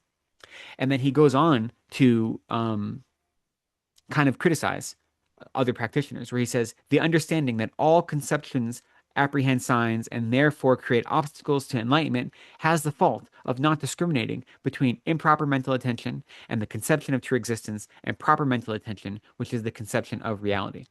So what he's pointing out here is meditators, such as the Chinese Hashang, monk Hashang, he's often what is referenced. So these East Asian practices that say you're meditating on nothingness, because any concept is inherently flawed, and therefore you're settling into exact nothingness. This also, he may be criticizing early Dzogchen practice as well. You know, a friend of mine, my friend just published his second book. A friend of mine's a professor of Buddhist studies, and for his dissertation, he translated this text, which is called Entering the Way of the Great Vehicle by Rongzom Chögyal Thampo, who is an 11th century Dzogchen master. So he's a contemporary of Atisha. And this is his text. And then my friend just published this book. I just got a copy of it. When Venerable Namjong came to India, he brought this book for me. And this is my friend's scholarship on Rongzom Chögyal Thampo. So this early Nyingmapa teacher from the 11th century. And I think Tsongkhapa might be kind of criticizing Dzogchen a little bit, because some of Dzogchen practice says all conceptions are false, and all minds that engage in analysis use conceptions, and therefore they're all leading you to falsity, right? At least some interpretations of Dzogchen say that. I'm not saying that's the real meaning of Dzogchen, but some people that teach Dzogchen explain it in that way. And so he's saying that that is misunderstanding what it means to have conceptual awareness, right? And if you're only apprehending signs, and you're misinterpreting conventional reality for ultimate reality, that's a problem. But you don't have to do that. So this verse or this section is kind of critiquing these other meditative systems that say any analytical meditation is missing the point, right? There are systems that suggest that the only way to achieve realizations is to forego all analysis and settle into meditating on nothingness, or meditating that is pure awareness only and doesn't have any conceptual analysis. And he's saying that's not true. We need conceptual analysis, because conceptual analysis builds our wisdom of understanding and our wisdom of meditation. And then from that conceptual analysis, we can engage in non-analytical meditation. Right, that is Tsongkhapa's main point, that we need to engage in analytical meditation to develop a type of wisdom that then allows us to engage in non-analytical meditation. So to say that any meditation that involves analysis is pointing in the wrong direction is faulty. And there were both East Asian meditative instructors as well as Tibetans who suggest something that sounds like that, which is what he's critiquing in this section right here. And then he continues, expounding on that. The idea, it is necessary to achieve a non-conceptual meditative stabilization that allows you to place your mind on a single object in whatever way at will. And if you do a lot of analytical meditation beforehand, it'll become an obstacle to the arising of that meditative stabilization, is not to be upheld in the present instructions. Right? So he's saying that there are some people that'll say analytical meditation is an obstacle to achieving calm abiding. And he's saying that is not true at all. Analytical meditation is not an obstacle to calm abiding. And in fact, he is saying that it is critical for calm abiding, that you're not going to achieve real calm abiding on an object, on a Dharma virtuous object, without first engaging in analytical meditation on that object. Thus, by the way of analogy, when a smith burns gold or silver in the fire and washes it in water again and again, all the impurities are removed, and it becomes very supple and workable, whereby it can be subsequently made into any jewelry, such as earrings, at will. Likewise, just as the first mental afflictions, the secondary afflictions, and the faulty conduct emerge on the occasion of meditating on unwholesome actions and their effects and the disadvantages of cyclic existence, by meditating on such disadvantages again and again with the wisdom of individual investigation, the mind will become completely tormented or disenchanted, whereby it is like burning gold in a fire. So what he's saying is, if you want to develop a mind that, if you want to develop the mind of renunciation, right, that renounces samsara, or renounces all of the suffering of samsara, and renounces all attachment to samsara, in order to develop that mind of definite emergence, which is to say mind of renunciation, you have to have conviction that samsara is suffering. You have to have conviction in all of the disadvantages of the afflicted minds that you are renouncing. So you need to engage in analytical practice and analytical meditation, convincing yourself and developing a firm wisdom that recognizes all the disadvantages of samsara. And then once you have that firm conviction in the disadvantages of samsara, then you can develop a mind of definite emergence because you know what you're emerging out of, right? That's what he's saying here. And he's using this example. Similarly, just as the mind turning away from unwholesome side emerges cleansed of defilements, on the occasion of meditating on the positive qualities of the spiritual friend, the preciousness of the freedoms and endowments, the positive qualities of the three jewels, the wholesome actions and their effects, the benefits of bodhicitta, by meditating on these positive qualities again and again with the wisdom of individual investigation, the mental attention of the mind becomes moistened or sincere, whereby it is like washing gold with water. Through the mind approaching the unwholesome side and delighting in it, the mind is moistened. Through the mind approaching the wholesome side and delighting in it, the mind is moistened by virtuous qualities. When it has been transformed in that way, whatever you wish to achieve, whether calm abiding or special insight, will be achieved without difficulty when the mind is focused on it. That is why analytical meditation is the best means of achieving a non-conceptual meditative stabilization. Right? So that's the point right there. He's saying that analytical meditation is what is like washing the gold. It's getting rid of all of the impurities that you have in your mind. So if you want to form the analogy here, and then there's a quote from Arya Asanga, which I'm not going to read because it's basically the exact same thing Swankapa said. He's just adding in extra words when he quotes Asanga. If you have this gold that you want to make into any sort of jewelry, right? You have to first get rid of the impurities. And then when you get rid of the impurities, then the gold becomes malleable and it becomes easy that you can craft it into whatever your desired result is. In the same way, if you want to develop a mind of renunciation or a mind that is focused on any of the virtuous topics from proper guru devotion all the way up to special insight, you have to first get rid of all of the obstacles that are making the mind obstinate, that are making the mind non-malleable, right? And you get rid of those obstacles through analytical meditation. So through analytical meditation, you're able to make the mind supple. And through that malleability or that suppleness, then you can then focus on whatever the object is you're focusing on with confidence and with security that then can become either a non-conceptual meditative stabilization, which is to say calm abiding focused on that, or special insight focused on that, right? So analytical meditation precedes calm abiding, and it precedes special insight. Special insight, we'll talk more about this in the special insight section. Special insight is a type of wisdom. When you achieve special insight that understands emptiness, that is when you progress from the path of accumulation to the path of preparation, right? Before that, when you're on the path of accumulation, you might have special insight regarding impermanence or special insight regarding some other Dharma topic, but special insight regarding emptiness, focused on emptiness, is the transition between the path of accumulation to the path of preparation. Special insight itself is a type, like I said, it's a fact. The mental factor is wisdom. It is conjoined necessarily with calm abiding. So calm abiding is a type of concentration, right? Calm abiding is the ability to focus on an object single-pointedly without any effort at all because you have developed such a strong mind. And then when you're able to focus on that object single-pointedly, then from that focus, you're able to develop special insight, that wisdom that is focused on that object. So special insight is a type, we say, a sherab, right? A wisdom. Calm abiding is a tingazin, a concentration. And once you achieve special insight, it is necessarily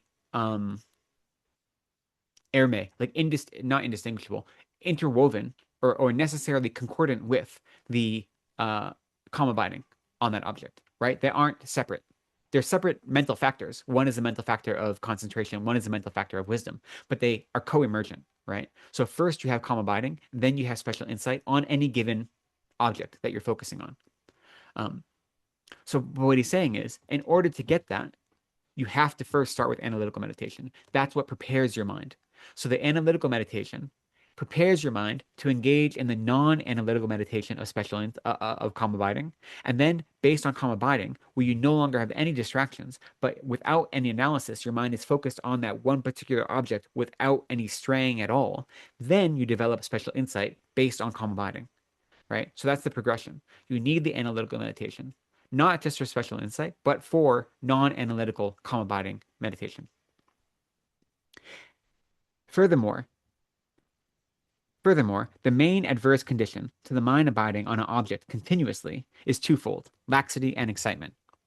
If you have a strong and constant awareness that sees the positive qualities of the three jewels and so forth, it is quite easy to overcome laxity. For many valid sources say that that is the antidote to uplift the mind by looking at positive qualities.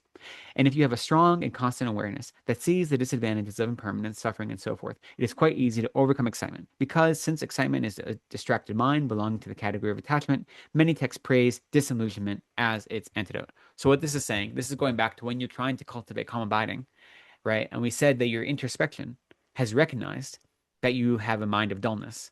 One of the antidotes to overcoming that dullness or that lethargy is focusing on the good qualities of the triple gem, or meditating on the good qualities of whatever it is your object of meditation, bringing those good qualities to mind. So thinking of good qualities necessarily wakes you up, right? It gets rid of your mental dullness. And then the flip side of that is if you notice your mind is a gupa, has distraction, right? Or has what do you say? What's the word in English? Excitement. You notice your Agitation. mind has excitement or agitation. Then they say you focus on the disillusionment here, which is to say the qualities of samsara that you want to abandon, right? That's what it means to you.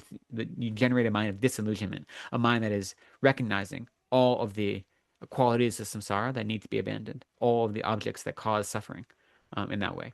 And so that gets rid of the agitation and pushes you towards dullness, right? So he's saying that if you want to get rid of your dullness, then you need to focus. One of the antidotes is focusing on all the good qualities of the triple gem. But how will you know those good qualities if you haven't done analytical meditation, developing conviction in those good qualities, right?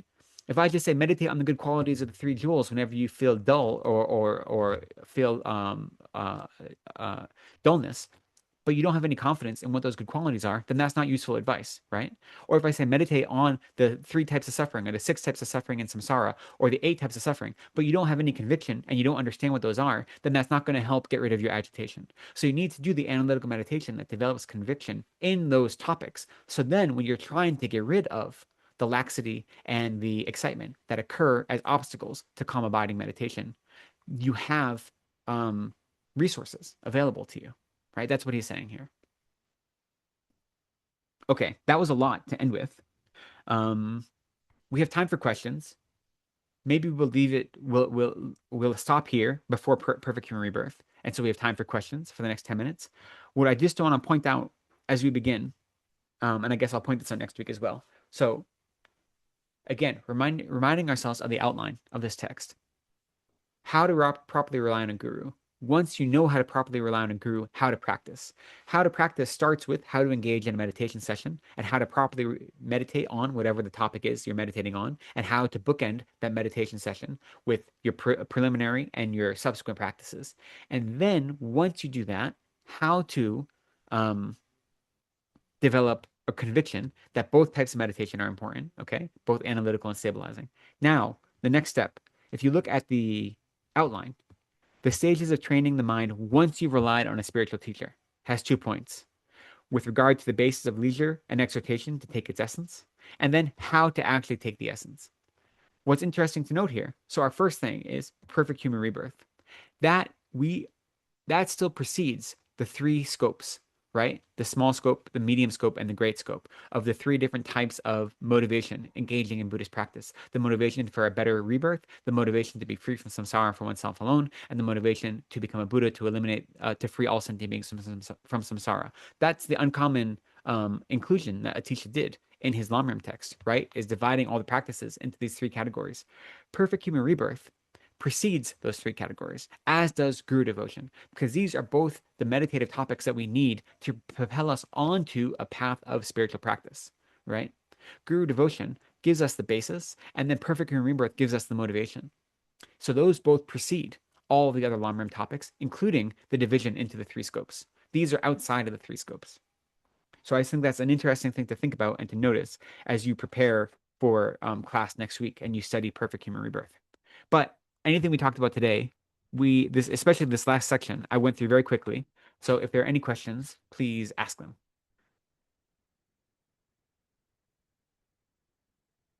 No. Oof. Okay. This So when we say special insight on wisdom transitions from faith of from the path of accumulation to path of preparation, we're talking about the conceptual understanding of emptiness, because the actual direct realization happens only at path of seeing, right? So this is only a correct. what level of special No, insight on wisdom on emptiness? So no, you're correct. It's a I'm slightly conceptual. confused. It's a conceptual mind. It's a Okay, so conceptual this is a mind. So conceptual. special insight, Okay, special insight does not necessarily need to be a non-conceptual mind,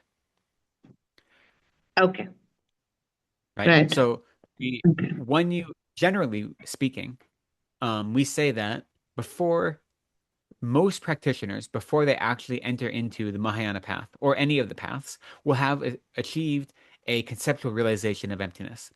It doesn't have to Right. happen, and there are exceptions, but in general, we say that every student, both dull and sharp students, which is how they're categorized as students of dull faculty and students of sharp faculty, will actually achieve realization of emptiness before entering into the path.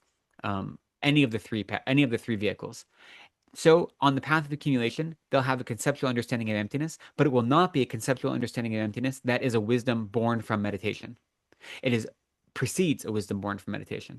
And then when they continue to engage in analytical meditation and they engage in the practices of hearing and contemplation, then eventually that conceptual understanding of emptiness will become a wisdom that emerges from meditation, which is to say, special insight on emptiness, which is still conceptual. It is not non-conceptual, but it is a different type of wisdom, right? It's a wisdom that emerges from meditation, and that is the transition into the path of preparation.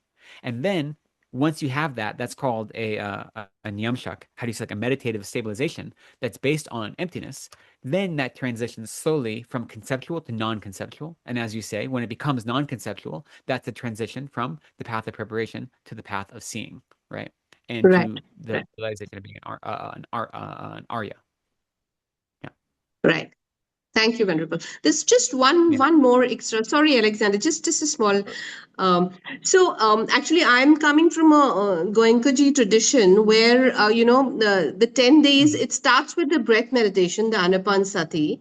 So of course that tradition believes that shamatha, you need the single-minded focus to really get into an analytical meditation. So that of course says that focus and concentration actually then leads to analytical, because still you have some kind of calm mind and a stable focused mind, you will never be able to really analyze into the nature of reality. So I always get Yeah. confused that is that yeah, that's how I Here's kind what I'll of say. practice for years. We agree with that at a very practical level, especially for us. What this is really saying, and I might have been a little confusing and especially going so quickly, is to achieve non-conceptual awareness of a topic, you need analytical meditation, right? So to achieve the path of seeing on emptiness, for instance, right? That's non-conceptual, but it needs analytical meditation to precede it. So when you're getting to non-conceptual practice, it's not just stabilizing, it is also dependent on analysis in order to develop that non-conceptual awareness. So that's at the higher and more difficult level, right? But what Tsongkhapa is reminding us is that to even achieve calm abiding, we need to be able to overcome our laxity and our excitement. And in order to overcome laxity and excitement, having analytical meditation gives us the tools we need to apply as antidotes to those things. So for us, for regular practitioners who are just starting out, I think, and I know our tradition also agrees with this, is that our minds are so distracted that we need to work on stabilizing practice in order to give us a chance to do any sort of analytical practice for many of us, right? Because our minds are so slipshod, running in circles all the time. So we need to work on both practices at once. When you actually achieve calm abiding and actually achieve special insight, that's a little bit different, right? Because that's further on the path. So for someone like me, I start every meditation I'm doing with a brief stabilizing practice, whether it's focusing on the breath or focusing on something else, because my mind is running in circles all the time, right? Like a wild animal. So I need that in order to give me just a leg up to then start doing any sort of analytical practice. So I think for us, um, starting with stabilizing practice is really useful because we're not used to meditating at all. We're not used to calming our mind. We're not used to using our mind intentionally for any length of time in the way that's expected in analytical meditation, right? So there is benefit to starting with stabilizing practice. But if we want to get deeper realizations, this is just saying that you can't say analytical meditation isn't necessary and that comes later, because we do need analytical to give us the raw material that we're meditating on. So they go hand in hand, especially at the beginning of our practice.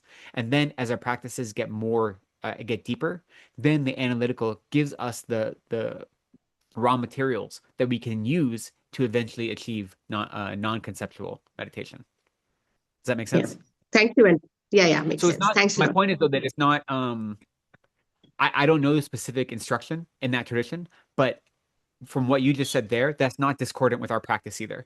I think what Tsongkhapa is talking about here is a little higher level than most of us are. So it's useful for us to realize the importance of analytical meditation, but also in our everyday practice, we also need stabilizing meditation as well. Which is, he says, right, there's a section that says that those who are scholars only do analytical and those who are sadhus or kapilus are only do um, Stabilizing. stabilizing is incorrect, right? We need to be doing both of them because they Mm. go hand in hand and they work together. They both Right. are co-beneficial. Right. Thank you. Yeah. Venerable, have a small question regarding the preliminaries. Sorry, That's Alexander. okay. First, Alexandre. Alexander, go Yeah, ahead. sorry, it's a quick one. that's okay. In worldly day-to-day life, it's very hard to have a peaceful mind, a calm mind, and I wonder if maybe emptiness meditation will be the best meditation to deal with the day-to-day issues, traffic and work and things that we are dealing during day-to-day, or there's a more powerful analytical meditation than emptiness I can apply to these situations. Well, I mean, right? Emptiness is the antidote to all of the afflictions. So emptiness is the actual antidote. Under a direct and a non-conceptual realization of emptiness is what is the actual antidote to all of the afflictions as well as to all of the obscurations, right? Both the mental obscurations and the obscurations to omniscience.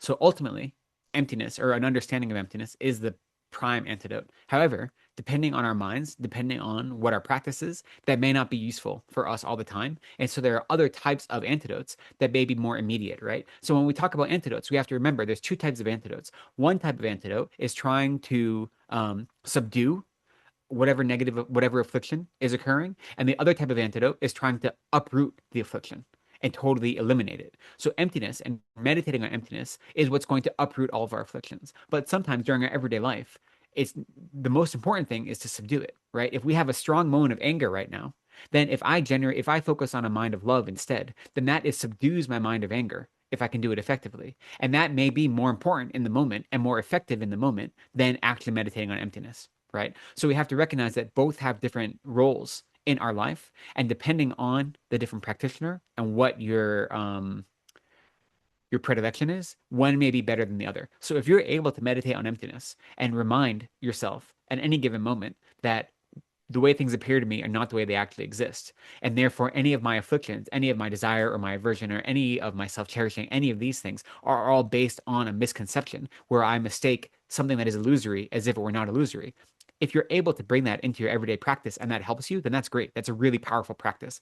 For some people, that's too intellectual and it doesn't point right at the emotion in a way that other practices may be helpful for. Do you know what I mean? So for some people, trying to meditate on love when they have anger towards someone, or even better than love is not better, excuse me, easier often than love is if someone harms me, trying to develop compassion for them, to say, I recognize that they're suffering and I wish they weren't suffering. That sometimes is much easier in that moment to address your feeling of anger or your feeling of isolation or any of these things. So in that moment, for many of us, cultivating compassion may be a more effective remedy in your everyday life in that moment, right? So it's going to depend on your practice. They go hand in hand, right? There's multiple types of antidotes depending on what your practice is. And you might find that as you continue to practice, or depending on what particular affliction you are working with, emptiness might be a great antidote for some of them, or thinking about emptiness, but for others, it may not work, or it may not be as effective, right? So it's a matter of trying them in your everyday life. Because the most important thing is developing a mind, an awareness of your mind, right? So that's where introspection and mindfulness come in. And when you have that introspection that recognizes, oh, wait, I'm under the control of my emotions. Oh, wait, I'm under the control of my worldly desire. Oh, wait, the self-cherishing mind is leading me around like I have a ring in my nose.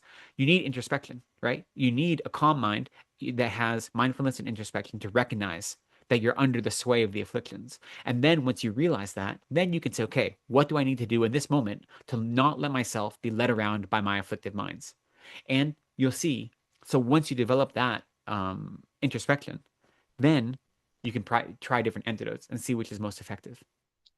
Oh, totally. I understand. Thank you. Is there an antidote for a mind that losing my awareness? Because my biggest challenge today is to get back the awareness, because people around are always take my attention for everything, works and traffic, everything. And when I lose my mind, I need to get back again.